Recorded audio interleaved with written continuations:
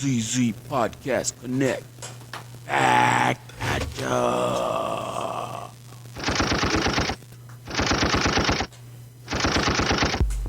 But yeah, man, I'm glad you came, man. It's good to see you, brother.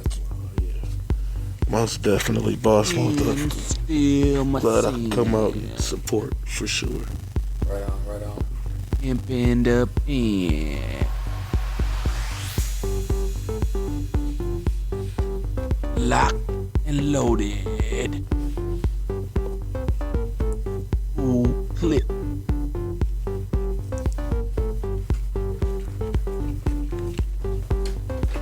Tuned in with the greatest.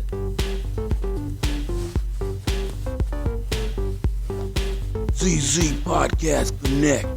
Back at ya.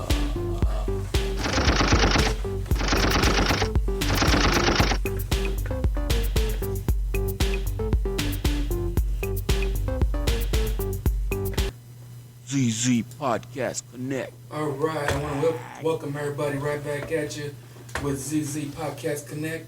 Got my man IRS in the building. Now, I've been knowing IRS for a long time. IRS is not just any ordinary individual. He's an activist. He's a social worker. He's a chiefer. He wears a lot of hats, but he runs an organization called IRS, which is IReallySmoke. Now, contrary to what you might be assuming, this is not only about one thing.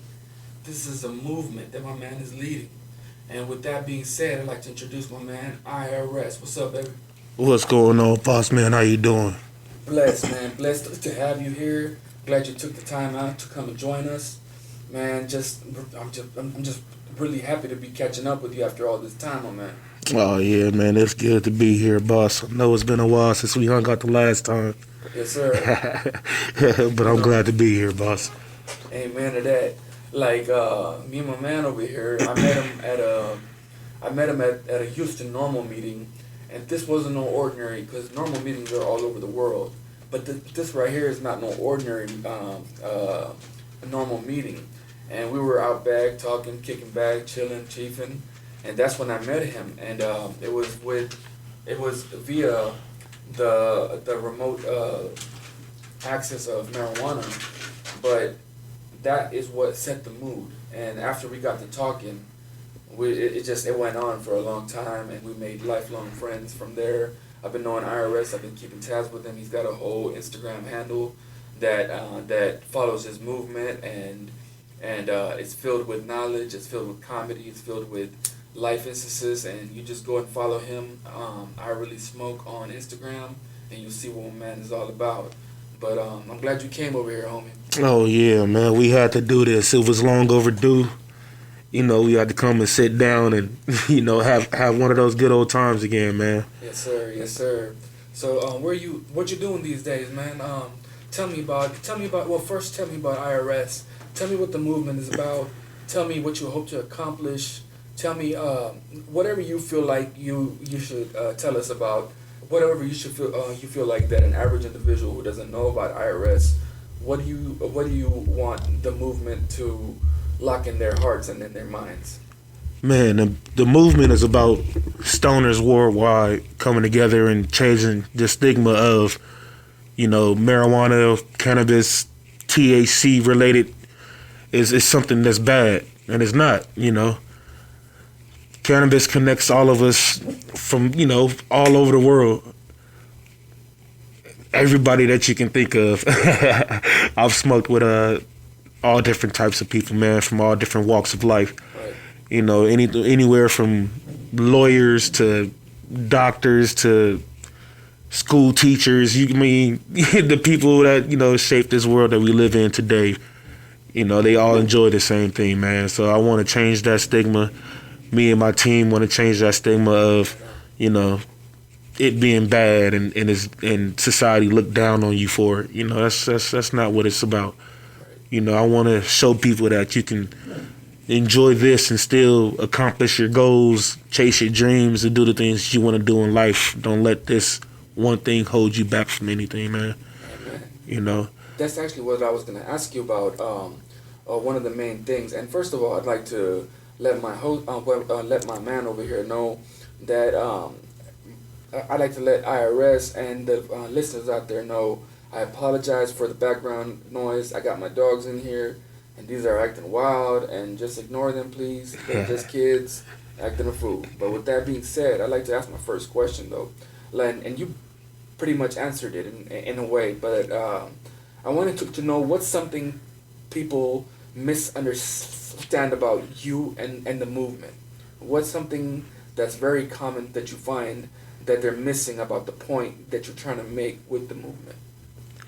Man, I think people think that me and my team are just here to smoke as much as we can. That's not the thing at all.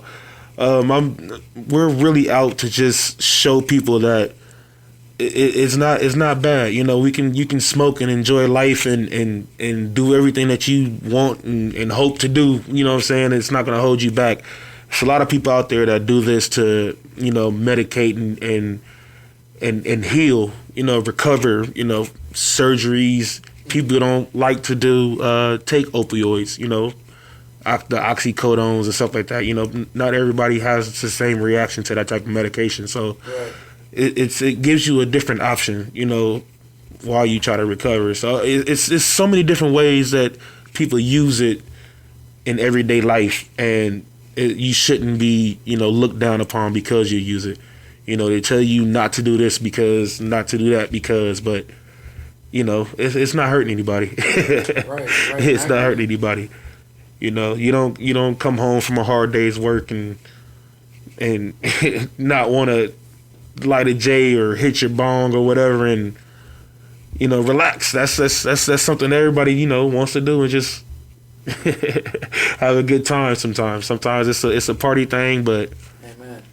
it's not just about, you know, following that negative stigma that's been on it for so long. Right, and it is that. It's a negative stigma because, like, they assume we're just hanging out in the background, smoking all day, being on our asses, and they forget you're actually a working man that's working 6 days a week. 6 days a week. Taking care of a family, raising yourself, you know what I'm saying, taking care of your kid, Yeah. and doing all of that, and then working with the community as well. Yeah. Because IRS is ultimately about the community. Yeah, That's definitely. what I assume. Definitely. We're out to change laws and help people and turn the tide, I guess you'll call it, you know, because it's for so many years people have been, you know, their lives have changed because of this in a negative way, you know what I'm saying? And we want to change that to where we can start changing lives for the positive. Yeah. And that's in every aspect. You know, we want to grow. We want to reach out and you know, farmlands, then, you know, because get back to hemp, man. Hemp was a big thing for a long time. And then once they figured out you can lock people up for it, you know, they started making a lot more money off of it. So Right. we want to reverse that. I mean, hemp is more sustainable and more available Yeah. than cotton, if Yeah. I'm not mistaken. Yeah. And at one time, everything was actually made out of hemp, and Yeah. it lasted longer. Yeah. You know, and even ropes are more tight and more reliable if they're made out of hemp. Yeah. You know, than as compared to the traditional what they're made out of. Definitely. It's a lot more benefits, man. Not just with the rope. I mean, you can build whole houses out of Right. it, and, you know, it'll take a lot less money, a lot less time, and it's a lot more resilient, you know, fireproof. It's a lot that goes on to it, man. But it's, you know, this just cannabis itself, you know, can change so many lives for the better, you know, so why not? Yeah. And that's what we're here for. And they overlook it's actually like a holistic part of our life. Yeah. It gives us nutrients. Yeah. You know, it actually nurtures us. Yes. You know, and it's actually like you said, it could be made to make houses, fields, clothes, industries. You know, I mean, it can fuel cars. Yeah. It can actually fuel cars. Yeah. And it's easier to grow cannabis than it is to grow corn and ethanol and all Right. of that. You know? But I wanted to move on and ask you a question. What is something that inspires you? Like makes you wake up in the morning? What is it about that like makes you going? It's because I notice you're always on the go. Always. You're always working. What is it that makes you want to go that hard? Man, I mean, that's something I've developed over my childhood, early stages. My father, he instilled that in me. He was always on the go, go, go. That was, it was nonstop, 7 days a week, from sports after school to, we played 2-3 sports at a time. So Wow. it was nonstop, man. We always had something to do. We had to stay busy. I think that was just something growing up on the West Coast. That was a lot of me, a lot of my friends. We just it was nonstop. We never slept. So any opportunity we had a chance to go do something, especially if it was chasing dreams or chasing, getting financials right or anything like that, we didn't stop at getting it, man. So that's something that's just carried on. I haven't been able to grow out of that yet. Hey man, don't grow out of it, man. Right. All that gas is needed, sir. Hey, right. You know? Yeah, I gotta put it to good use. And IReallySmoke, the brand, I found my avenue and trying to bring something to light. Me and my team, so we just trying to bring it and grow as fast as possible, man. It's to show the world that stoners are okay. There you go. And like legend has it in the community that IRS was not initially a smoker. Like, how did it find you? How did you find it? Like, what's the story behind you being introduced to cannabis and how it's affected your life? And what would you like to tell others? I mean, I know it's a whole bunch of questions wrapped in one. Oh yeah, nah. I mean, man, yeah.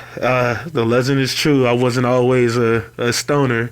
I didn't come out, with a J in my hand or anything. But my personal story, because I'm only one of a few that's on the camp, that's on the team.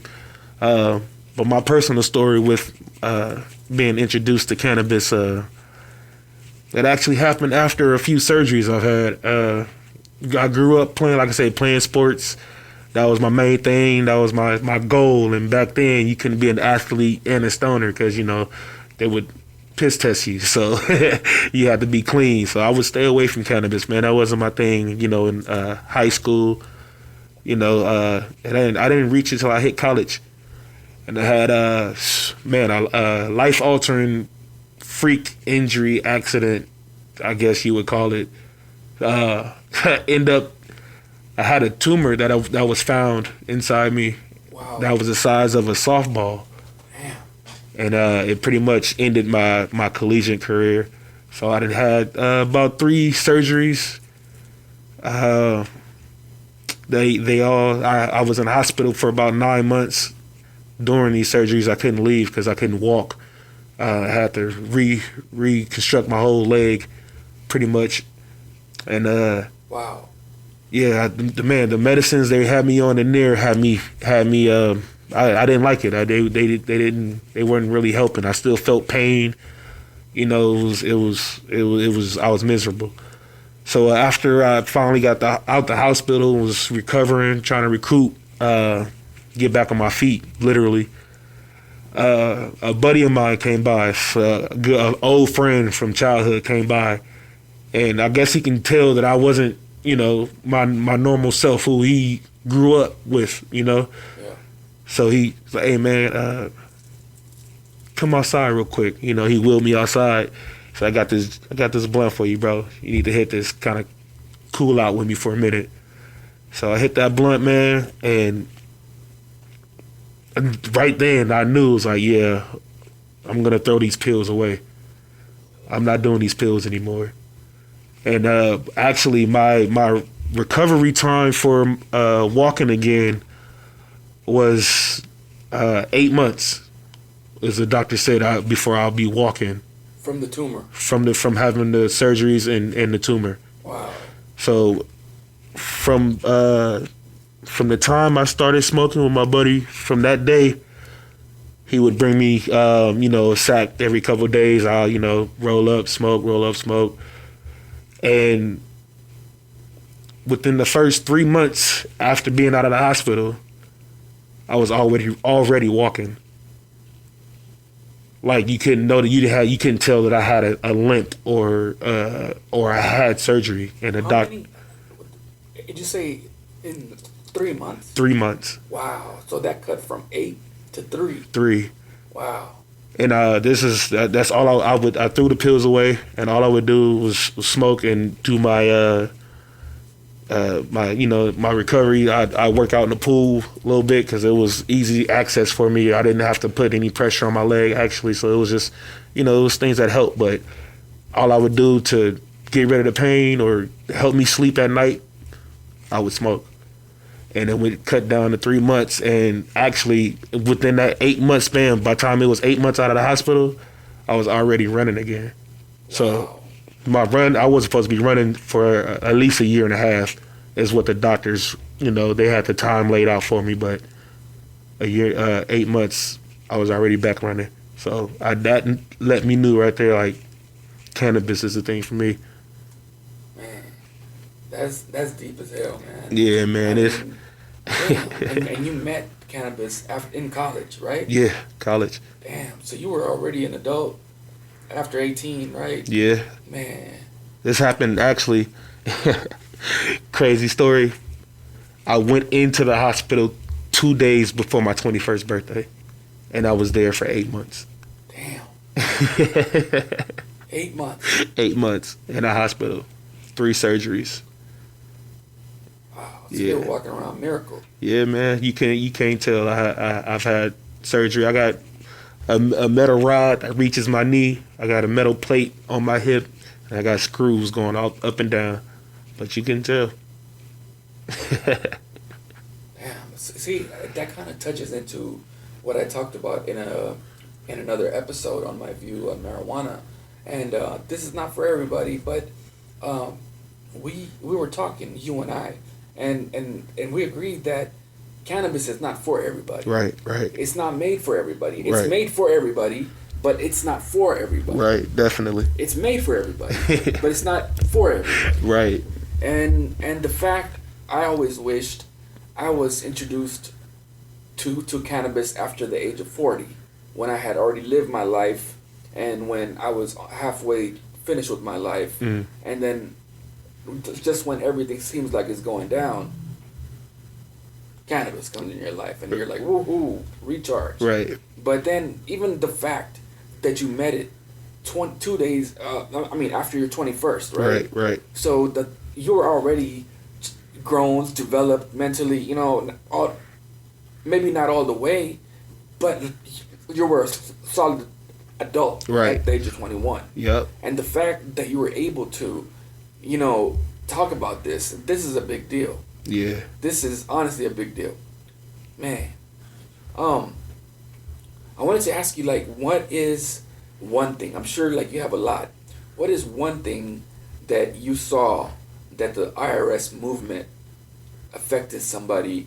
Like, aside from your own obvious one, what do you think is like what IRS affected another individual, like the whole movement? Like, how did it affect somebody?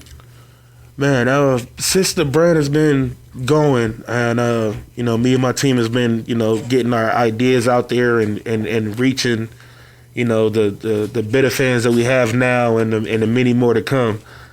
Man, I've noticed that the brand has been a place to actually just bring different walks of life together, and that's been the biggest thing that I've noticed is you meet all different types of people, and I've met like just people that you wouldn't normally think you would run into on an everyday basis through the brand, and it changes your perspective a little bit, and I've noticed that cannabis doesn't care who you are or what you are. If you enjoy it, you enjoy it. You know what I'm saying? So I want to just continue to spread that. Me and my team have been. That's what our main goal is. Just enjoy it. I mean, we've seen all walks of life. Like me and him, we belong to that organization, Houston Normal, and we saw like not just different races coming together. We already knew that was already happening, but we saw doctors, lawyers, politicians, individuals like actually legit white collar individuals coming in, feeling and all of us under one roof as equals. Yeah. And that's a big deal. That's big, man. You know what I'm saying? I don't know any other besides like probably music and religion. Yeah. I don't know any other way that so many various ways of life, the left, the right, the Republicans, the Democrats, the independents. Yeah. I've never seen so many various types of diverse individuals land in one place in peace. In peace, in a positive light. In a positive light. You get that many people together from that many backgrounds, it's usually something bad gonna happen pretty soon. But there's when cannabis is the focal point. Yes. No, but nothing else matters. Nothing else matters, man, and that's the crazy thing. So, IReallySmoke is not just about one person being the biggest pothead. Nah, man, it's about all the stoners enjoying themselves with other stoners, man. And IReallySmoke is for everybody. We all really smoke if you smoke, man. Big or small. If it's a joint a day or a pound a day, it doesn't matter. We all enjoy it the same way, man. And that's true. That's very true. That's what we here for. You know, all the stoners that I know, they just here to just relax, good music, enjoy company. You know, whoever's around, their best bud, and you know, it's just you know a good time every time you got cannabis around, man. So that's what it's here for, and that's what we're here for is to continue to keep pressing that same line, man. Yeah. Like for example, when we're rolling around the roads or on the highways, we see a billboard. If you had access to a billboard, what would actually be on the board? Like what's the message you would want to let the masses look at on the board? On the board, what we putting on billboards? I would probably have to put something like "Pass joints and good vibes," huh? Oh, hell yeah. that had to be in the headlines, man. You gotta pass joints and good vibes because the times that we living in, it's a lot of just unnecessary evil going on, man. And I think if everybody smoked a joint, I think we'll be all right for that day. I feel that. That's actually very original. Man. And another question. If you could turn back time, if you can go back to the pre-smoking 21-year-old IRS, or let's say my man Jay, if I could talk with Jay at 21, healthy, what would you tell him? Man, 21-year-old Jay, I'd probably tell him don't smoke blunts first. Just go straight to papers. Nah, man, 21-year-old Jay, man. Honestly, I don't know what I'd tell him, man. You know, because at 21, I was headed down a completely different path. So I think I still let everything happen, man, and let me fall right into cannabis lap because it's changed my life and changed my perspective on a lot of different things. You know, it's put me in some circles that I never thought I'd be in, around some people I never thought I'd meet. You know, so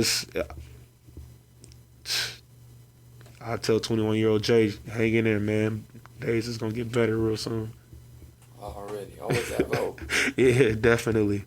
Let's say in 150 years, when physics and science fails us, you know, and we're not able to go on, and then somehow somebody finds out about us after we're gone. Mm-hmm.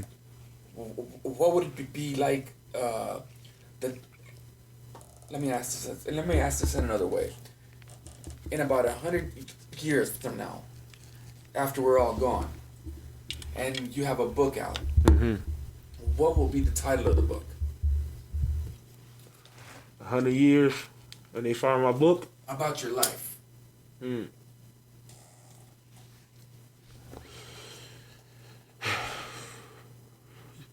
It'll have to be title of my book. Jay did it my way. Jay did it my way. Sinatra shot you. Mm-hmm. Man, I feel that.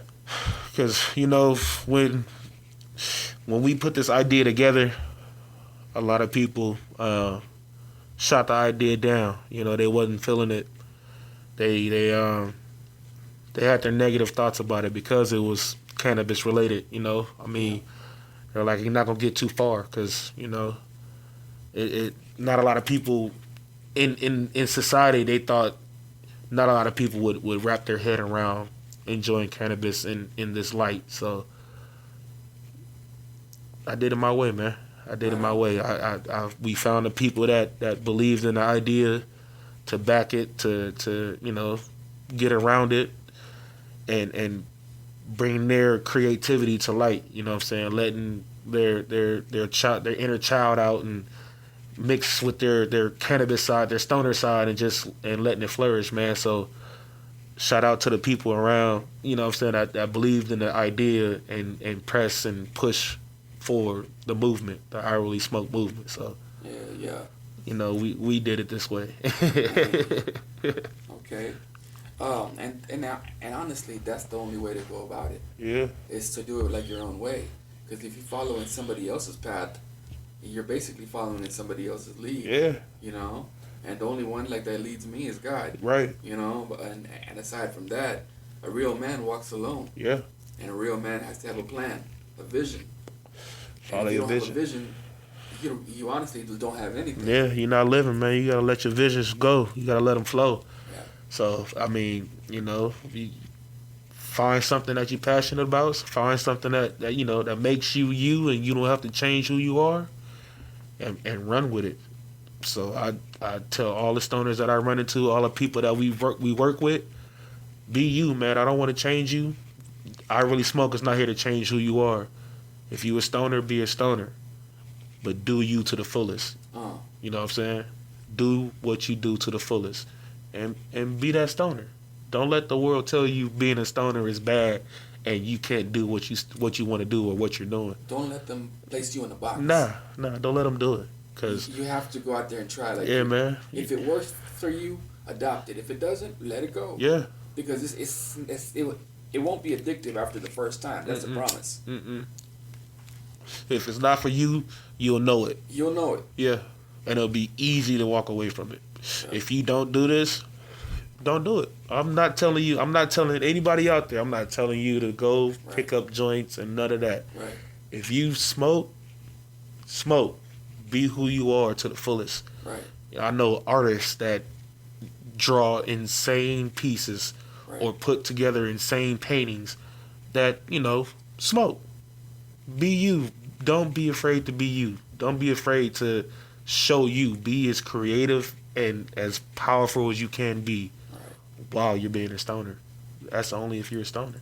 Right. That's what we're here for. IReallySmoke, we do it all, man. You got people from all different walks of life that represent IReallySmoke. That's what we're about. I represent IRS. Yeah. You know what I'm saying? Ever since I've been knowing him, his philosophy made square sense. You know what I'm saying? But with that being said, let me ask you this: if you had $100 million to invest on health and technology with no red tape, how would you invest it? Oh man, we're gonna find the cannabis cure for everything. For everything. Like I say, I'm walking proof that cannabis helped me in some form or fashion of the recovery I went through. I'm walking proof, just me personally. But I know a lot of other people that use this to get through or to make sure their family are okay. Not just with smoking it, but cannabis oils, just different ways, different forms of it. We're going to invest every dime of it into medical research of it. we would have to. We got to stop this opioid crisis, man. It's too many people addicted to oxys. Yeah. Opioids, just in general. Yeah, bro, it's crazy. So we got to find another way, a more healthier way, because you shouldn't be addicted to what's supposed to be curing you. Yeah. You know what I'm saying? It shouldn't have a hold over you. It shouldn't change who you are.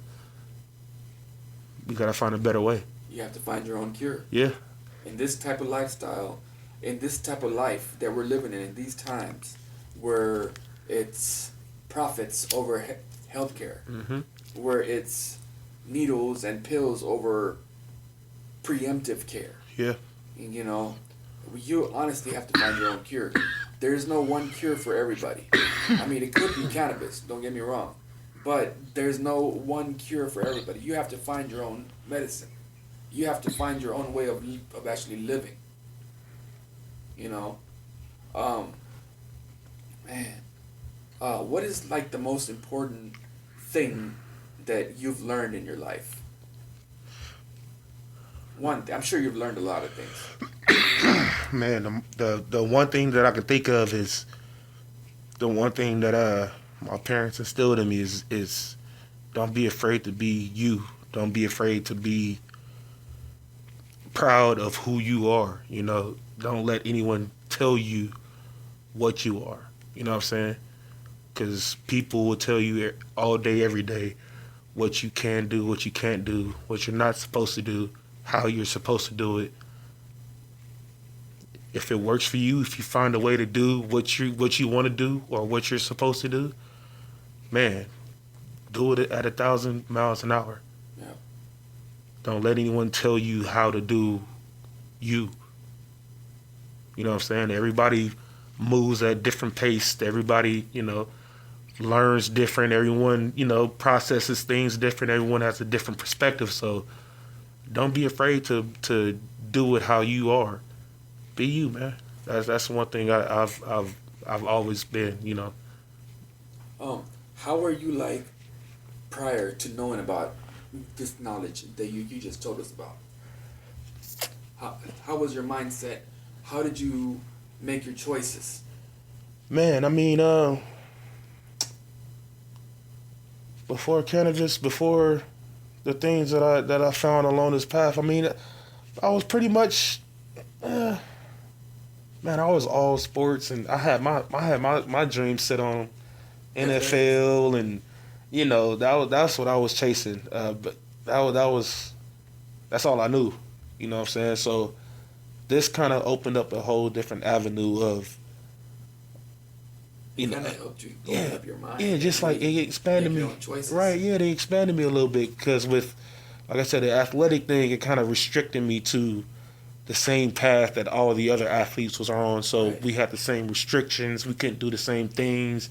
You know what I'm saying? We could only do so much, and it was going to be too hectic to try to beat the system because it was geared towards potheads, pretty much. Right. You know that they knew how to attack those people. So, you know, I guess with the injury and the surgeries, it kind of helped in a way. You know what I'm saying? It kind of put me on the path that I'm on now to realize, hey man, you were put here for a different reason.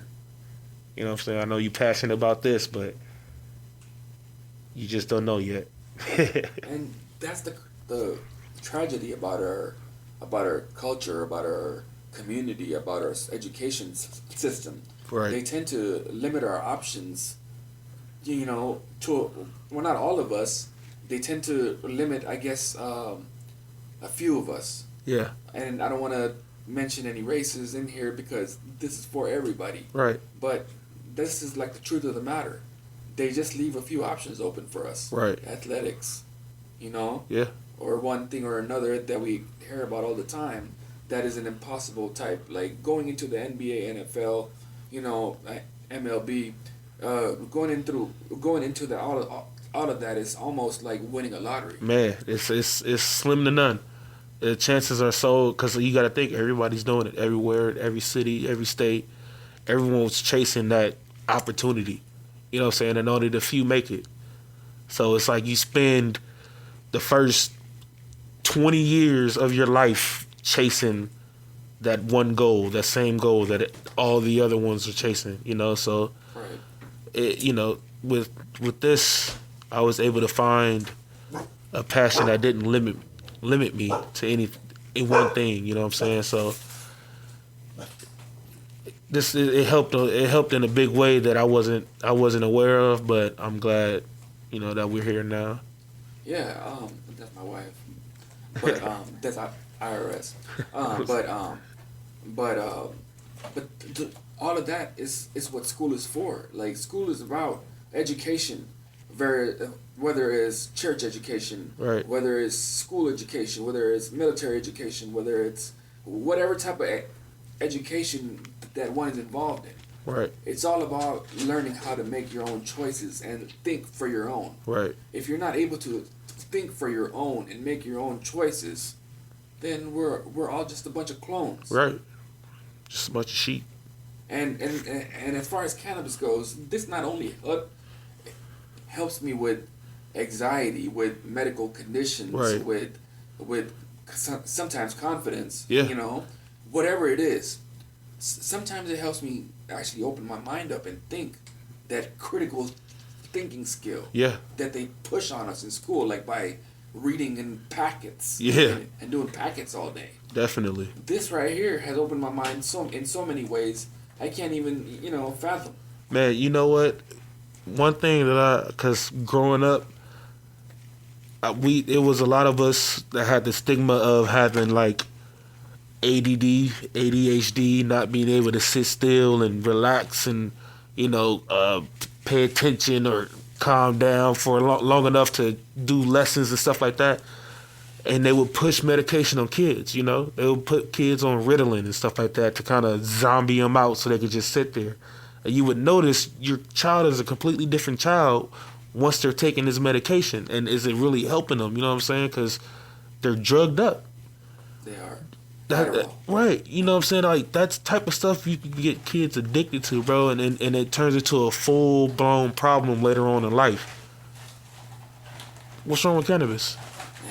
Cannabis does the same thing. It's a lot more healthy. It's no long-term effects as far as memory. Yeah, your kid is able to sit there and sit through a day, get his lessons done. Right. They're not running around and causing problems and issues but they're not drugged up either. They're not sitting on Ritalin and Adderall and stuff like. You really want to give your kids pills every morning before they go to school? Or you want to let them have a tincture, a cannabis tincture. Yeah. With sativa in it. Right. With very low THC and very high CBDs and CBN and whatever other molecules. Things that their body is already producing. Things that that their bodies are already producing. You already have cannabinoids in your body, people. For real. It's already in you. Your body produces it naturally. So, yeah, man. Why not? You just give your kid more of what he already has in his system. See, this kind of ties into the next question I have for you. And you've kind of already answered it. But if you can do anything to improve health and healthcare in rural America or in all of America, what would you do? That would probably be it. Is focus on the kids and not put kids on pills. That's like terrible. Between putting kids on pills and running kids through chemo and not giving them that other option, I think that would be something that would be my focus point. Because as someone who's lived through it, I would much rather give my kid tincture or CBD gummy versus a pill. Right. Because it's a different kid. Right. I want my kid to still be my kid and still be energetic and still be creative, still be, attentive and involved and, still be him or her Right. at the end of the day. I don't want them to be zombied out, sluggish, Right. spaced, airheaded. Like that's not my kid. Who is that? And that's not the average weed head either. No. If you meet the average weed head, you'll find a cultured, informative, open-minded, loving, peaceful individual. The most creative person you'll probably come across is a pothead. Man. And we fail to understand Adderall is what? crystal meth. Yeah. Cocaine is what? Anesthesia every time you have an operation.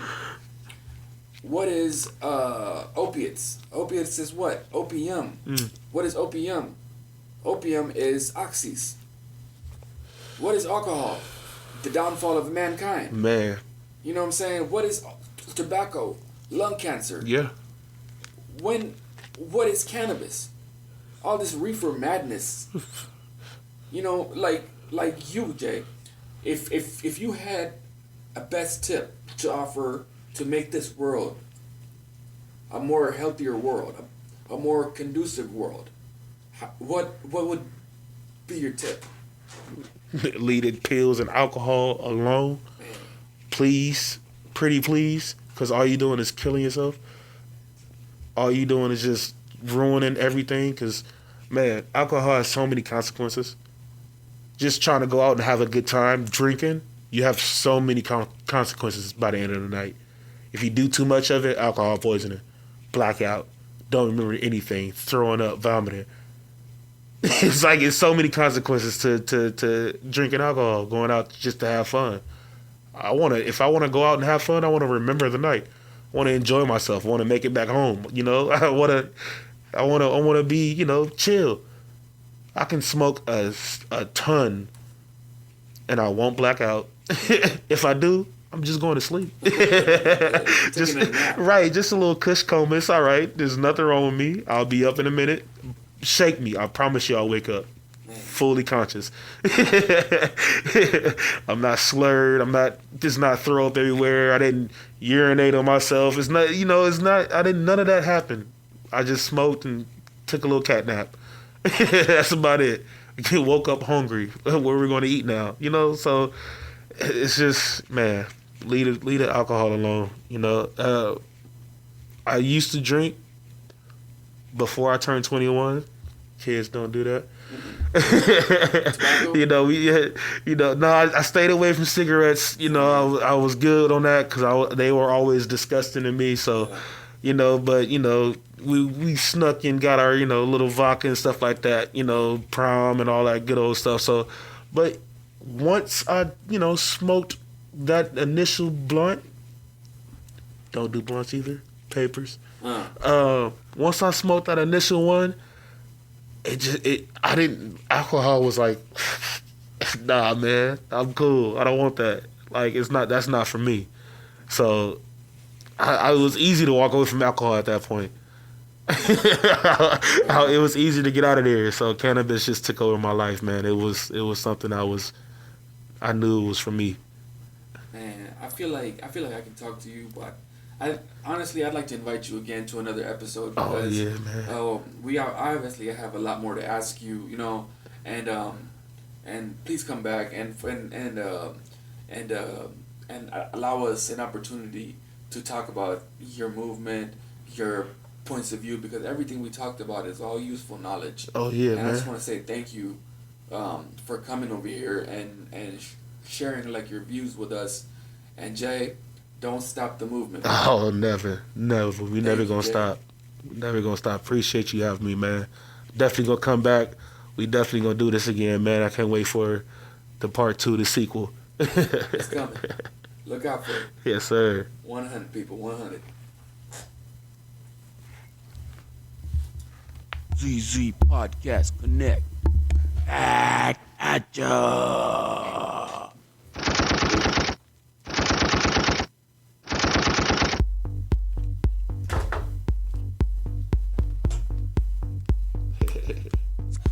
And still my sin. You already know. And we gonna do this again because Imp in the pen. this was cool.